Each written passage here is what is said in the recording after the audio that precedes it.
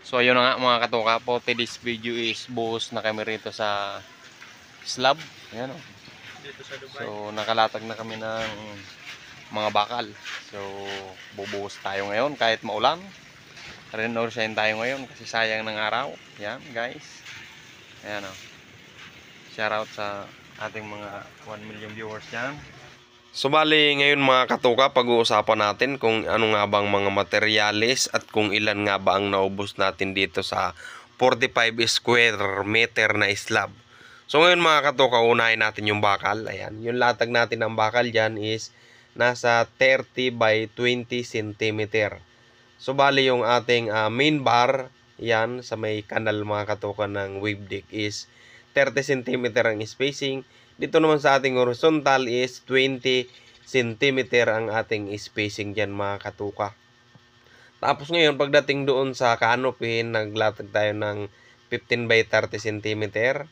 Tapos ngayon ang naubos natin bakal dyan is nasa 37 pieces na 12 mm. Tapos ngayon pagdating naman mga katuka sa buhangin, nagubos tayo dyan ng isang elf na buhangin. Tapos pagdating naman sa graba is isang elf din na graba. Tapos pagdating naman sa simento mga katuka, nag-ubos tayo dyan ng 21 bags.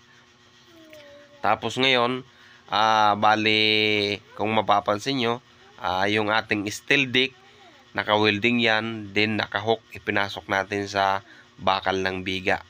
So ngayon mga katuka, ang ratio ng halo natin dyan is 1-3. Isang bag na simento, 4 na timbang buhangin, 6 na timbang graba. So ngayon mga katuka, ang sukat ng ating graba at buhangin, so bali 1 foot by 1 foot.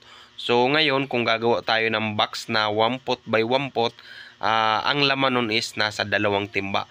Kaya ngayon mga katuka, sinukat na lang natin sa timba. Pagdating naman dito sa steel decking, kailangan naka-screw yung ating mga dugtungan mga katuka. Balang ginamit natin dyan is thick screw.